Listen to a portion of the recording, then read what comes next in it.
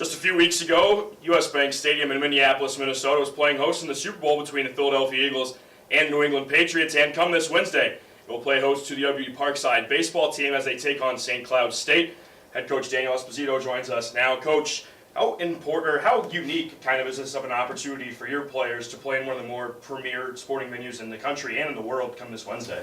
Yeah, we're definitely excited about playing in that venue. It's a beautiful facility. It's new. We're anxious to kind of see how they're going to set up baseball. A lot of the coaches in the Midwest have had some input as far as field dimensions and just certain desires when it came to the field setup. So we're excited to go up there and play a really good opponent in St. Cloud and open our season in a brand new, beautiful facility. You kind of mentioned a little bit about how the stadium's going to be set up, the field's going to be set up. What kind of impact do you think that's going to have on your players, just playing in that big of a stadium normally when you're used to playing in the smaller stadiums? Yeah, and it'll be relatively empty, so there's probably like 40,000 seats in there or whatever, and we won't have 40,000 fans there, but we'll have some people there cheering us on, friends and family. But I think the biggest thing is we're not going to have a chance to get on the field and go through like a whole batting practice, on the facility.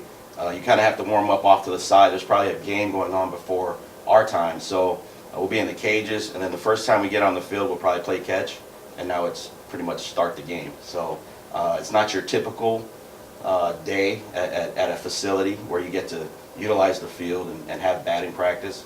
So we'll have to kind of adjust our schedule to that point. So let's kind of dive into the players on this team and around the team in general. So you returned Max Widmar, who was a first-team All-GLVC selection last year. Number of guys that were GLVC Pitcher of the Weeks last year. How important is that veteran leadership going to be for this team this year? Yeah, our team is very experienced on the mound.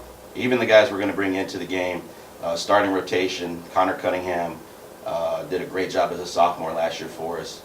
Max certainly was great on the mound as a reliever and also in our lineup. I mean, he contributed quite a bit last year.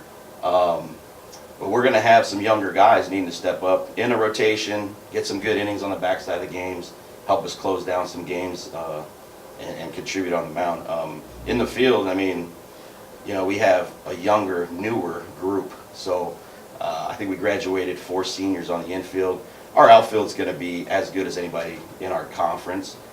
But the infield we have a lot of moving pieces there. We got a lot of guys that can actually play, so it's just going to be a matter of putting the right pieces on the field at that time. So you talked about pitching, now let's talk about batting a little bit too as well. So you've got Max Widmar, we already mentioned him coming back. You also returned Kyle Schultz and Troy Bittenbender, who were 3 of your top 5 guys in terms of batting average and RBIs last year. What do you kind of do for those younger guys to maybe help them get into the top of those ranks, the batting average and RBI section as well? Yeah, our older players, we typically lean on them early in the season. Like we talk about the first 10 games, wanting to have our older, more experienced players kind of make sure they're stepping up and having quality at bats. Gives our younger players a time to get in there and adjust and get comfortable with the college game. But we do have some talented freshmen, redshirt sophomores, guys that haven't contributed in the last couple of years but have been here and ready to step in and take on a new role. One of which is Ryan Hollander. I think he's going to have a chance to hit in the middle of our lineup for us. Lane Oaks is another player that came to our program from Triton Community College, and he's a gamer. Lavelle Chandler has been here. He's done a really good job in the practices we've had so far since January, and Vinny Hubley is another kid I think will really contribute offensively and defensively at third base for us. So, I mean, we're going to have a new look this year in our lineup, but I think guys are ready to play. I think they've been ready, and now it's their turn to kind of step in and get it done, and we have a lot of those guys. So one of the interesting things, and we talked about this kind of before we even started putting on the video, is that you mentioned you guys are just ready to get playing. Mm-hmm. You guys are the only team in the GLVC that's yet to play a game this year, and Maryville's played 9 games already. Yeah. How do you think that kind of impacts you going forward as you kind of get near this GLVC schedule that's opening in a couple of weeks? Yeah, I think I think we're anxious to play, and we're going to play 6 games this week, and then we've got another 4 down in Quincy, so we're going to catch up by the time conference season starts. We've got a trip south to Florida. So by the time we get to conference opening up, and we actually open up a week later conference-wise since St. Joe's departed.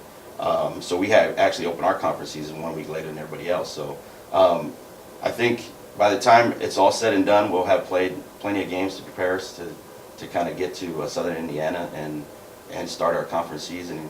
And I mean, our conference is extremely tough, you know, and top to bottom, it's going to come down to who pitches better, timely hitting, plays the best defense. So hopefully by the time we get through our preseason, we're able to do those things. Well, big week ahead for UW-Parkside baseball, including a Wednesday afternoon affair against St. Cloud State. We thank Daniel Esposito for joining us here. Coach, good luck this week and best of luck the rest of the season. Thank you very much. I appreciate it.